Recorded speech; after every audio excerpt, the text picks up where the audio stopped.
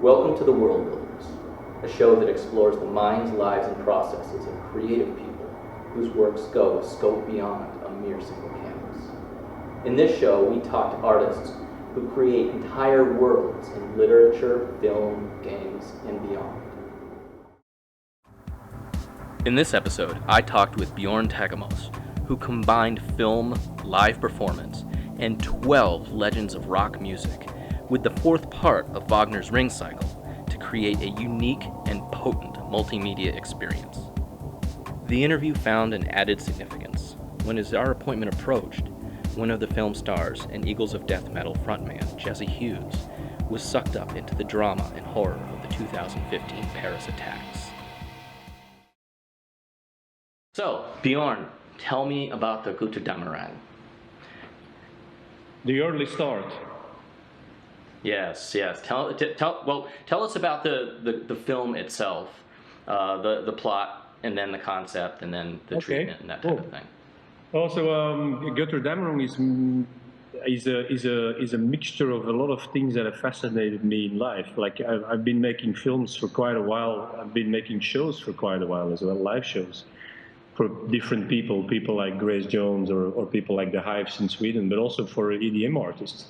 And I've always had, at the same time, my own music is heavy music. I'm into heavy rock and roll. Like when I have a day off, you'll rarely find me at an EDM concert, although I think they're really fun people to work for. You find me at the Prodigy, or you find me at the harder stuff, like Chemical Brothers or stuff like that. Nine Inch Nails, those kind of people I do love. But I think that was one of the elements, so the musical part. And then a third part is definitely my love for, I think, what I could say European silent film mostly, all German silent film. Dr. Caligari is also one that I'm definitely interested in. Häxan, the old Swedish Häxan, which is one of the first horror movies ever made silently. Häxan is a big inspiration. Those are things that are in my DNA. Even Bergman's films, The Seventh Seal, things that are very highly symbolic and that are very photographic. And I'm very much a photographic filmmaker. So I think in many ways, if you look at the American film, my big hero is David Lynch, who is also a photographer who started to make films, Eraserhead, in his basement with no money. Like Henry Rollins told me that even on Blue Velvet, that there was borrowing of clothes to make the film happen. So we're very similar. We have a similar DNA, like working around strong topics, very visual, very little words, little dialogue, but actually trying to tell your story by demonstration. So that's where I landed by silent film and the idea of a loud silent movie. Pretty much like a rock and roll show, and our film is very much a show. If you want to see our film in full glory, we'll probably stream the film in cinemas as well, but it will always be streamed from a live show, because it is really meant to be live, like all silent films are meant to be live. I've seen Panzerkreuzer Potemkin, also the great Russian movie with a full classical orchestra. Right. And I was so impressed by that. They had, like cultural people, very little money to screen this. They had a screen, I think, of in feet, it would be 12 by 12 feet maybe, but they had 100-man strong orchestra under it. But the film was so good that it didn't need a huge setup to be really amazing. And I think especially at that performance, I was struck, like, why didn't anybody do this with hard rock? Like, there's been examples where people play the score of a film, but really making a silent movie where the dialogue becomes the music, that's not been done since the 30s, I think. Most of the recent versions of silent movie are always somehow influenced by something else. And then the weird thing is when Henry and I looked at the dialogues, because I wrote a story, but I'm not really a writer, I write with images.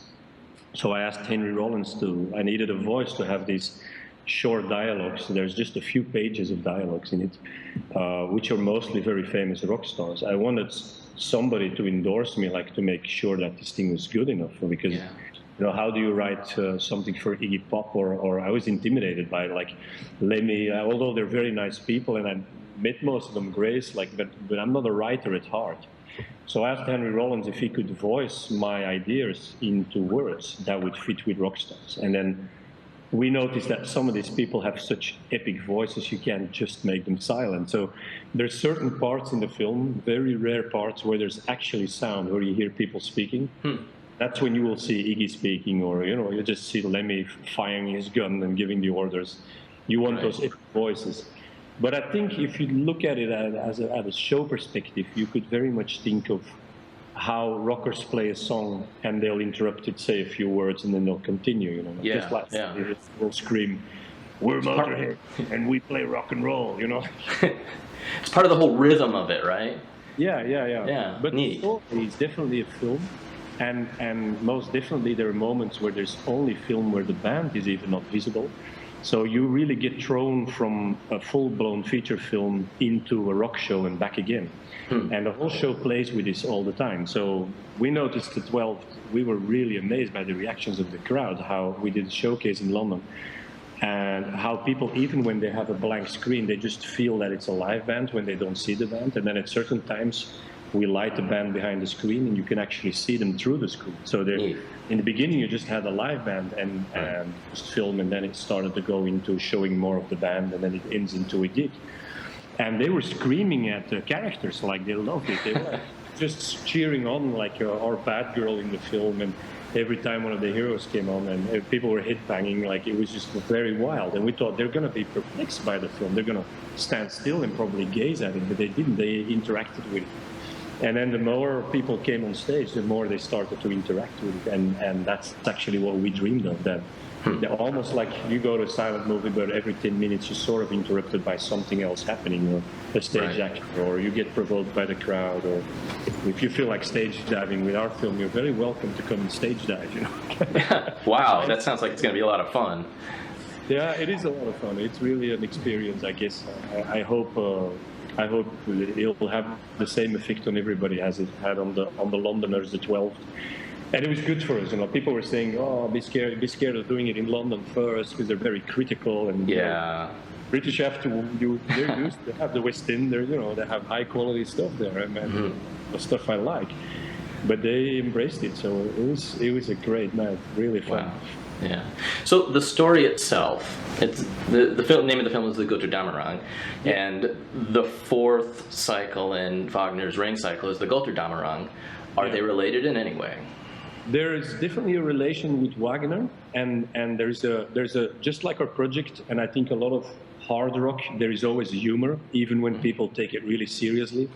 Like it's like when you go, I went to see Slayer yesterday, and when you talk to Tom, he's the nicest smiling guy, but on stage, he's the devil in person. And there's this seriousness in the crowd, and at the same time, everybody knows it's also a part of a game, like it's like a tribal thing. And I think Wagner was definitely he's the big pioneer in the first staged operas.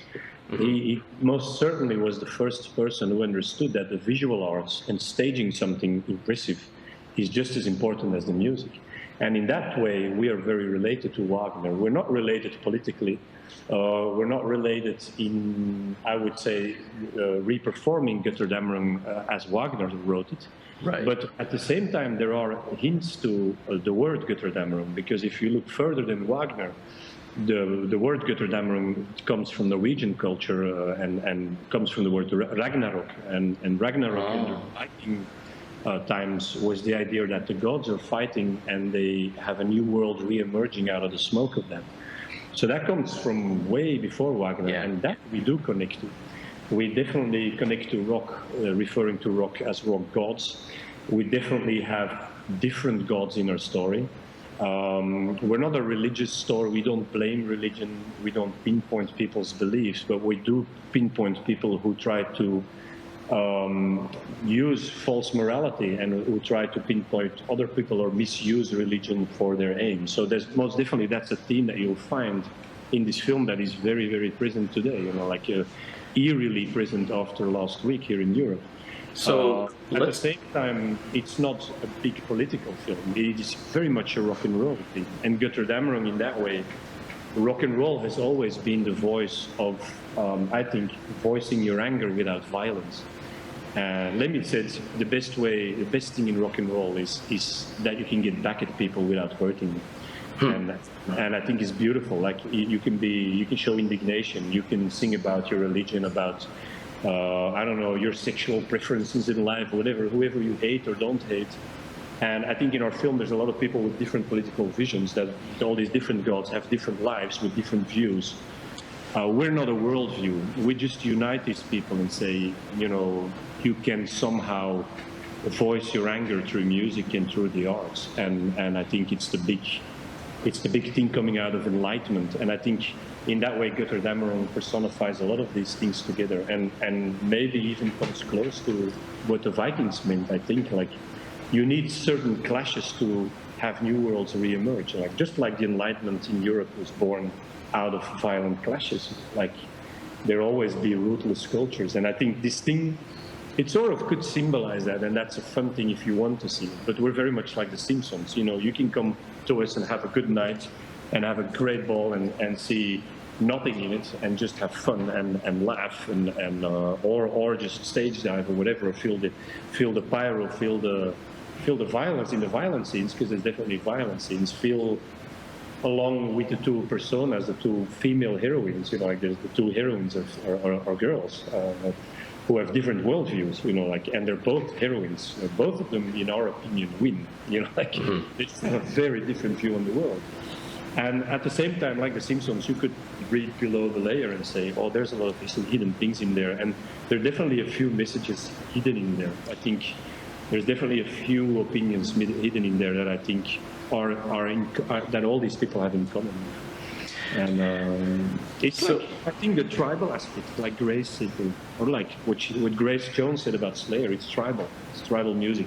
Grace Jones doesn't make metal, but she's a tribal person. She makes African music, and you know, that aspect of brotherhood, togetherness. I think in your community, the whole community of fantasy, look at Comic-Con, I think it's fantastic, that whole, I definitely want to go there. I've never been there, and I'm not a big connoisseur of that whole world, but I'm starting to get really attracted to it because a lot of people have mailed me out of that world also. So it's a tribal thing, I think. You know, people need that.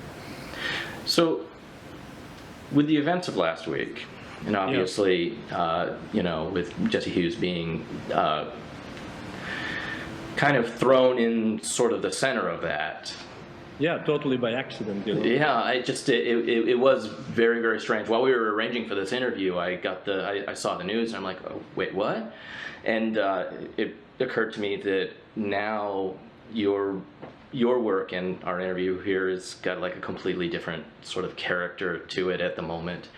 When I think at the moment it's true. It's I think it's sad events, but at the same time, just like I think Jesse was just in the wrong place in the wrong time. Right. I don't think they were really targeted for any reason. I think they were just there in that place where they shouldn't have been. It could have been any artist playing there, I think, representing culture. And I think it's an attack that aims at our culture. It's the whole.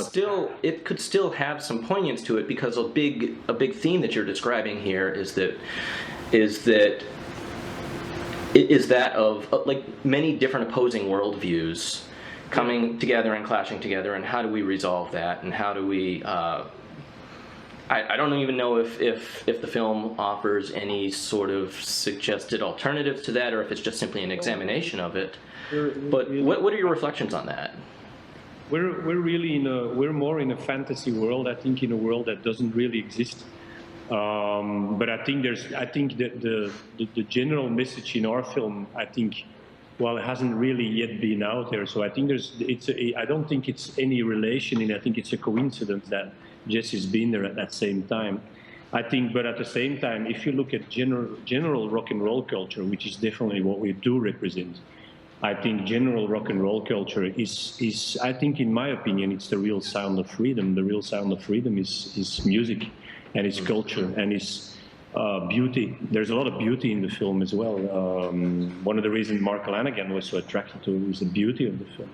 And I think that in that sense, you could say the attacks now is just at our of last week, or at our cultural views, like anything we like being free, going to a football game, you know, like these things were all chosen for a reason. Shooting at a restaurant, shooting at a guy playing on a scene, you know, like they just I think pointed out that our way of living, our cultural way of seeing the world, I think it was an attack at that. And I think I read in a French newspaper, it was a real good view on that from a philosopher who said, with the Charlie Hebdo attacks before, you could still say there was some kind of cruel justification in their wicked mind, like saying, oh, you know, we've been offended. But at this moment, it's just an attack at our culture, at our way of living, at being free.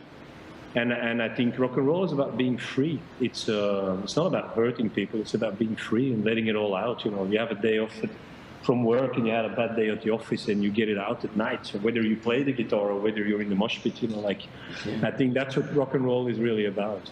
I don't think this attack was really pinpointed at rock and roll or at Jesse Hughes. So I think it was really pinpointed at our way of living. Like, and I think the only answer to it is like Slayer yesterday night, is to say, fuck them all. We're playing. We're fucking playing. You know, like, I think it's the same philosopher who was in that newspaper who wrote it too. He says, you won't kill them with bombs. You'll kill them with ideas. They'll be mostly offended if we go back to normal and just go to our work and just go to our gig and go to our restaurant. And like Slayer yesterday night said, you know, they were in the middle of the town where they were looking for this lost terrorist. And Tom Araya said, well, we're playing, man. They're fucking Slayer. Of course they play. Why would they not? It's the joy. Anthrax was there. Like, it was a feast of joy. And I think, I think what I heard, there was not one single person that scammed with his ticket coming in. So everybody went to that gig. Nice. And it's the only answer we can have to those things. They're irrational and so crazy. I can't really grasp it, you know, where all these things come from. It's just over my head. Cool. We like to make beautiful stuff, you know, and create and not destruct. Well, let's talk about that for a minute then. So let's reel it back and tell me a little bit about your creative process. As I understand, you're largely, when you're writing things, it's largely a visual process for you, whereas for your typical screenwriter, like you were talking about earlier, it would be with words, but yours is it with pictures? Yeah. My creative process is mostly, I have two little kids, and they're very wild kids. And when they come in the living room with their friends, one is 8 years old, she's really wild, she's like a little Iggy Pop, and the other one is 12 years old, she's a drummer. So they're wild, they make a lot of noise, but they know when I'm like lying in the couch, where other kids think, you know, your dad's sleeping, they will answer to those kids and say, no, our dad's working, you know, he's dreaming. And I come from a hippie family. Like my mother is a dreamer. She always told me when I was in this really severe school, and she said, like, don't let them put your dreams out. And I always, when I had these reports at the end of the week in my school, it would say, Bjorn's looking out a window, Bjorn's dreaming, you know, as if it was a bad thing. And she being a painter, being an artist, like, it's a good thing, you know. They shouldn't put you down for being a dreamer. Being a dreamer is beautiful, and one day maybe you will actually live from your dreams. And she was really right. So I sit and I dream, and I usually see exactly what I create. Like the film that's running now, the way it is in show shape, with the lights, the band, the way the stage setup is, and the way it's filmed, is very much, I think, something I had in my head from day one. It's almost exactly how I saw it in my dream. So, and that's usually how I work. And then my main tool to create is a camera. So I write a rough storyline, but I improvise a lot. Like if you look at European directors, in my way of directing, one of my favorites is Fellini. I think it's probably my favorite of all time, just in directing actors. Because Fellini would provoke situations. He would give people rough scripts. I don't know if you have The Enemy in the magazine, The Enemy in the US. Yeah, we do. A very good article in it from Jesse Hughes, who is explaining about the film. And he describes it really well. He says, like, in the end, we were all behind this film and we loved the film, but we didn't know what we were playing in. We were just playing in something really cool. And I think it's very much, if you see, there's a documentary about Mastroianni and Sophia Loren who play in Fellini's films. And Mastroianni says the same. Like, he says, usually with Fellini, we would come to a set and we would know we would have a dancing scene. But then in the middle of the scene, Fellini would run around with the camera or next to the camera and would say, you know, start to kiss or start to argue or start to slap each other or whatever. Start to insult each other. You know, he would just provoke them. He would play music and it would be one big chaos. And Mastroianni says, like, in the end, we didn't know what we were doing, but it was actually just, you know, provoking it with music. And I do that a lot. I have all the time have music on the set, and I'm always next to the camera. I'm not behind the screen in some director's truck. I'm really next to the actor, like usually in their face with the camera, and using that as a tool, like as a peaceful weapon to sort of manipulate them. And I use music. And I feel he did the same. He also used unsync stuff, which I definitely do in this film. There's moments where I have stage actors where they replay parts of the film live with the film. And very often I choose to not sing them. These days we can perfectly sing them with in-ears, but there's moments now where we actually choose not to sing them. It's very hard with Mr. Henry Rollins because Mr. Henry Rollins is so unbelievably disciplined that he will sing it anyway. He's unbelievable. He's such a professional. But, he's been doing it for quite some time, so. yeah, he's great. He's great. He's really a fantastic person. And I think that's the way how I create. And then putting in the words and then making the edit afterwards is a very creative process. So you could call it an expressionistic film. And in that sense, I definitely come close to people that I love, like Lynch or Fellini, who used expressionism, or Benwell in France, or Bergman in Sweden. There would be a lot of play with. In Bergman's case, he had a very good friend who was a cinematographer. They were like almost constantly one glove. With me, I'm the cinematographer director. It's my editor, Eric Perrin, who cut the film. And he knows my intention. I give him the footage. He's usually always there. Right. I give him the whole storyline, and then I let him play for a day, and I go and have a look at the scene. And then I correct, or I say, couldn't we do this or do that? But very often Eric comes up with stuff that I didn't think of that it's really brilliant. So it's very much an open process, and it's very Scandinavian also. Like we work together at a film, and it's not only the hegemony of one person's vision, it is really a group work. And it's very much how I like to make films. And I think maybe that's why people react so emotionally to all that stuff when they see it. Like when I seen it last week, I was surprised that they're taken about emotion, even though there's little words. The images speak for themselves. And, so, would you classify yourself more as a social person, or an introverted person, or somewhere in between?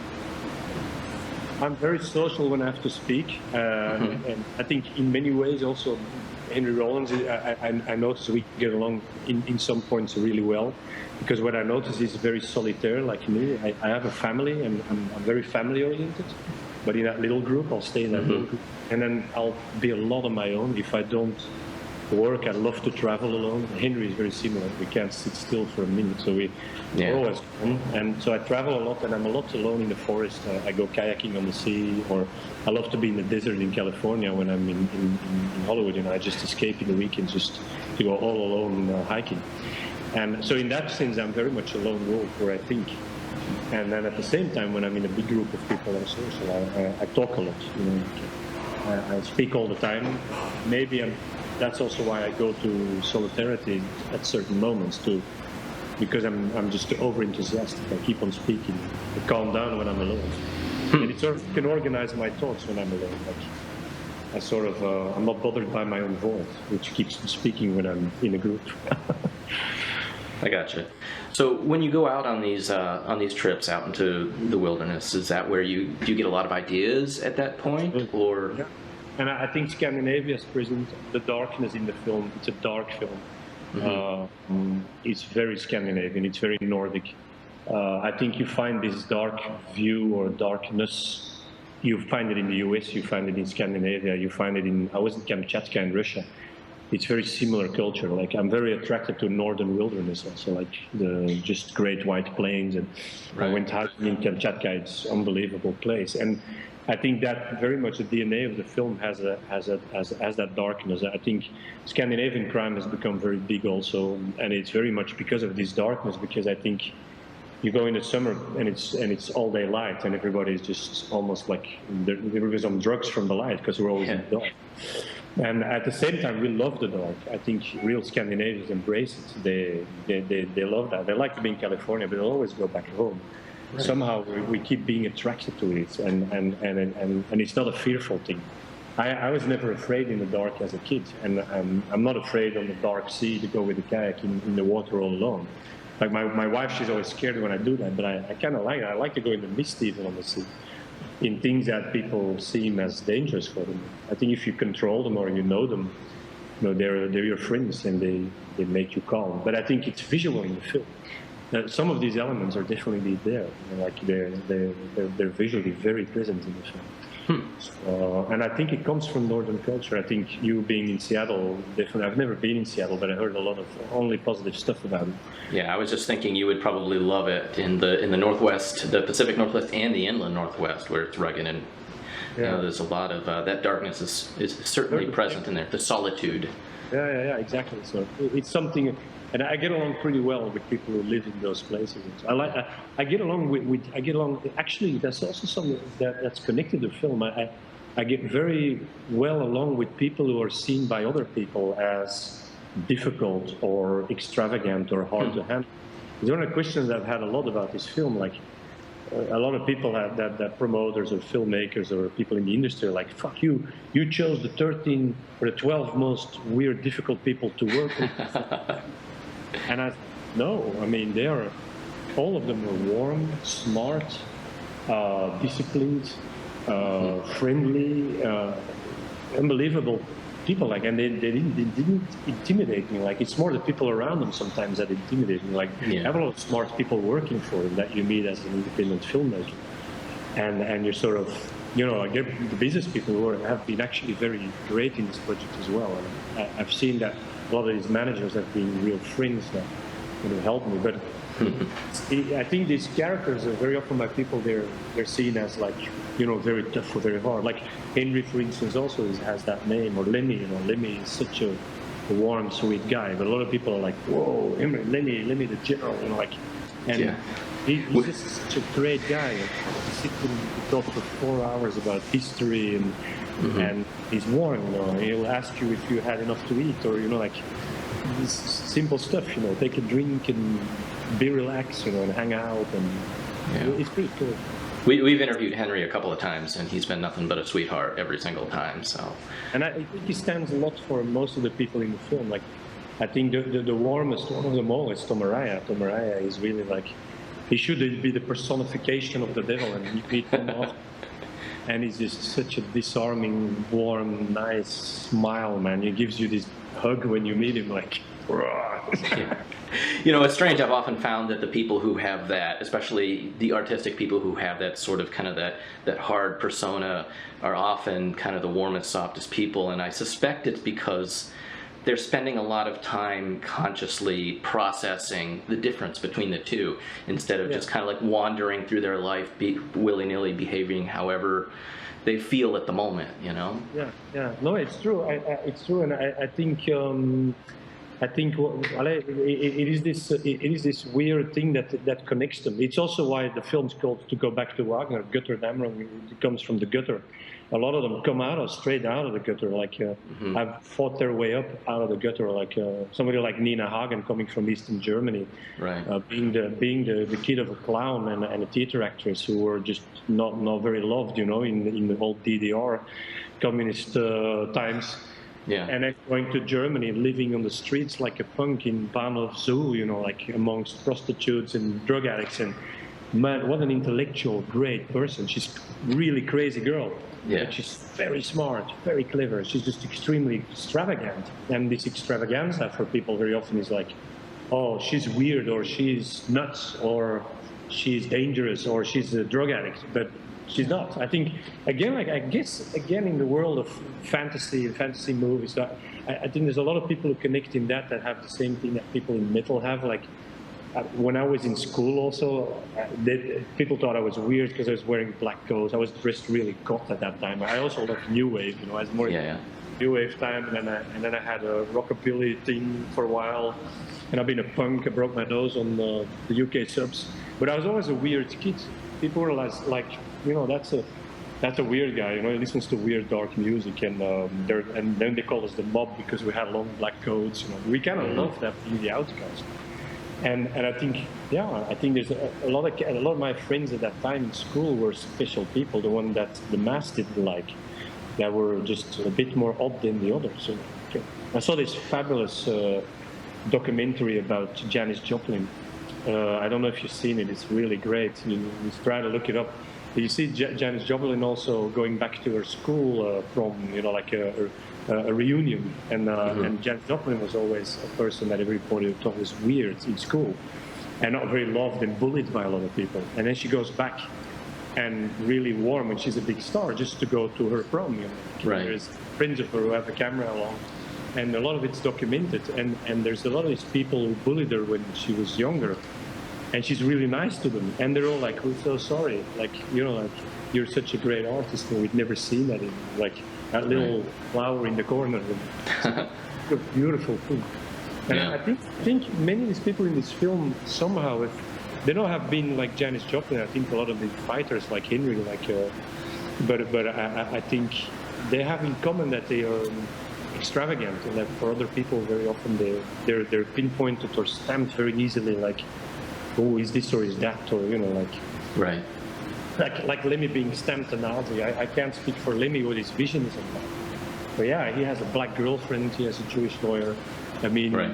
There's like everything shows the opposite, but when it's Henry's vision and it's Lemmy's vision, you could say it has a decadent aspect to it or not, but he's an extravagant guy. Right. How it's that you should ask all of those guys. I can't speak for them and how they work. Well, we would love for you to get us interviews with all of them. Do you have the same worldview, or do you have the same view on whatever? Like, I have my view, they have theirs. Yeah. I think in my worldview, what's a strong one in the film, if you'd look for symbolism, which I think a lot of people look for in that film, I think the strong symbolism in the film for me is the female characters, as being a Scandinavian. Oops, somebody's. I have Alain Johannes' trailer theme on this, but I'll put up the phone.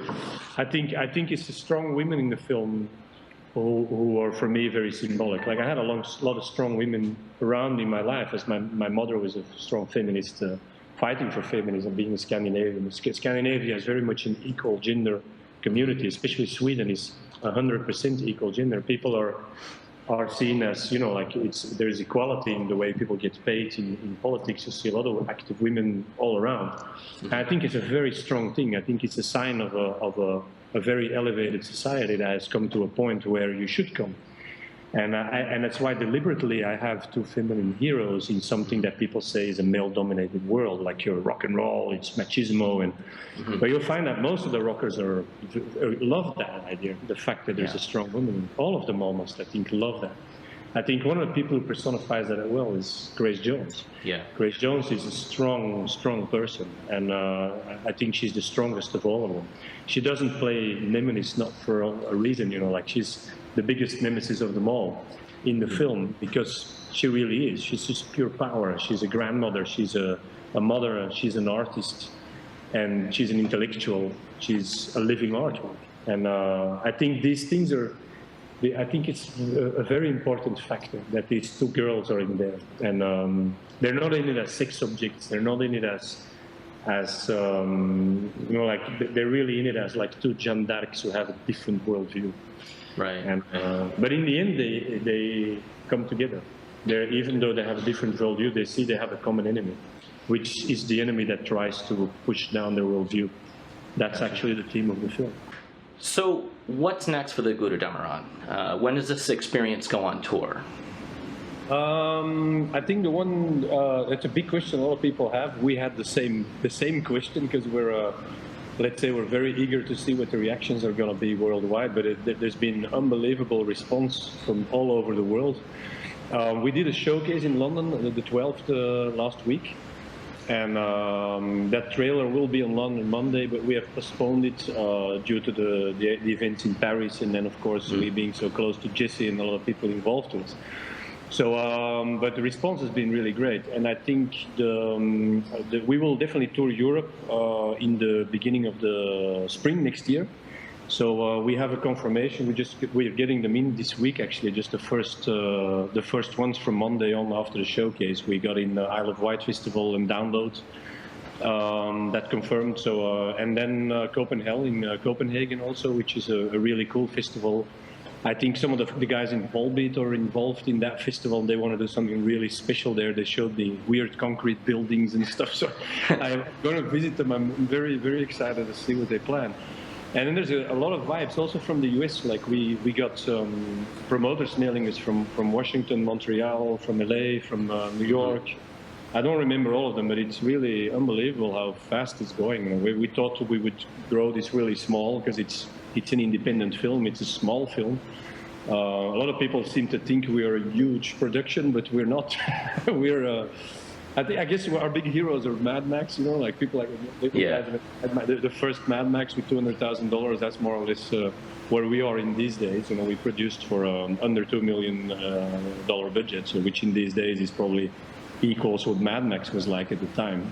Same with Blair Witch. We're big fans of that, like entrepreneurial-wise, like how these guys pulled it off. And so yeah, we're sort of testing out our project, and we were thinking we start small, we do small venues, we just see what our core fans are, but and we sort of had an idea that we would be supported by the artists, but we didn't think they would endorse us so massively. So we thought they're gonna discover us like little by little and understand that all these famous musicians are in. But Josh just posted us straight away, Iggy, Lemmy, like all these guys, like we're like, wow, they're really behind us, you know. So that was really warming. I saw Tom Araya here yesterday from Slayer in Belgium also, who defied the terrorists because he was supposed to not play, but you know, Slayer doesn't give in to that, and they played. It was a full house. Nobody didn't turn up. I think it was a very loaded, strong atmosphere in that venue. And I saw Tom afterwards, and they were really and Kerry, they were really supportive of the project. For them also, it was a very abstract one when they started it. But so it's materializing. So I think you'll probably see us around the world. To finish my answer, I think we also got a request from LA.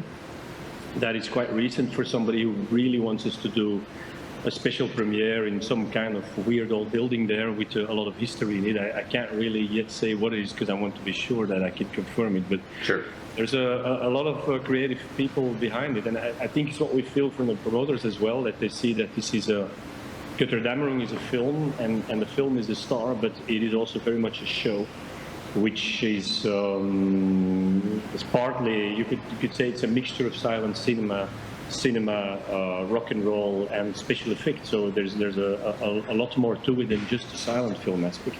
Well, cool. I have the impression that a lot of promoters are interested in bringing in guests and in making it their own version, you know, like making it different. That's the idea of Gutterdämmerung. Well, we'll definitely keep up on sending those dates out once they arrive. Great.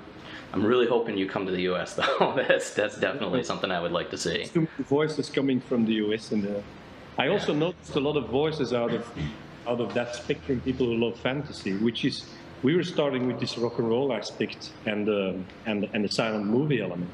But we're surprised. We got a lot of mails from people who are gaming. We're also thinking some of our heroes may be too young, but then there's like a lot of young kids who seem to love all these older bands, and they're appealed to the fact that apart from Rammstein and maybe in the industrial genre where you have Nine Inch Nails, who's a very big forefront of doing new things and new technology in shows, I think it was a very unserved audience, you know, apart from those two, whereas in EDM you find a lot of these more multimedia shows. Right.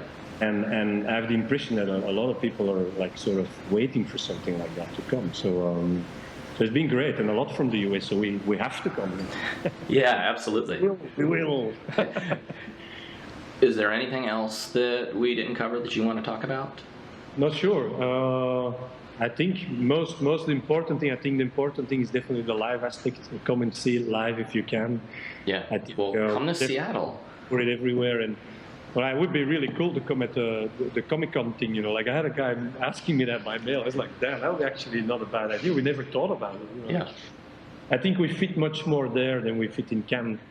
You know, I think you'll find us more in those places. That's why we have the Golden Lemmy. You know, the Golden Lemmy is the anti-establishment prize for those people who are probably not allowed into the Oscars. You know, like that's probably us.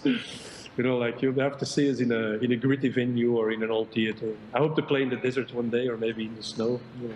Yeah. And I would be really succeeded. You know, Detroit would be a good place too. That's where we moved from, by the way, is Detroit. Oh yeah. So anything can give us, you know, like definitely we're very open to also wild ideas. We have an interesting promoter. We have support from two different promoters. One which comes out of the live industry, but another one is a more promoter that's a lot active in the classical music industry. Oh, okay. And they're very interested in staging this thing in places where we actually can't afford to play. Right. But the idea is that we stream those events, that we say, okay, we'll go, maybe we do one in the desert, even though we don't have the money, but the money comes back from streaming it to fans who are maybe, I don't know, in the Midwest and who can't reach us, or who are not able to see the gig because there's not enough availability, or they can't cover the distance, or don't have the money to come, you know.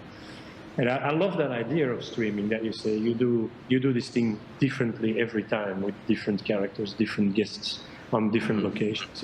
If we succeed with that, and in 1 year I could say, yeah, we've already done this and that and that and that, and it's all different. Goethe Dahmer has succeeded. That's my real goal. Voila, I think that's mostly it. Okay, all right, fantastic. So thank you for being on the World Builders, and I'm looking forward to seeing it, and I hope we can spread the word for it. Thanks for watching the show. I hope you enjoyed it. Don't forget to subscribe to us. We do a lot more than videos, and check us out on MarsDust.net. We're the MarsDust Network, and we love indie sci-fi.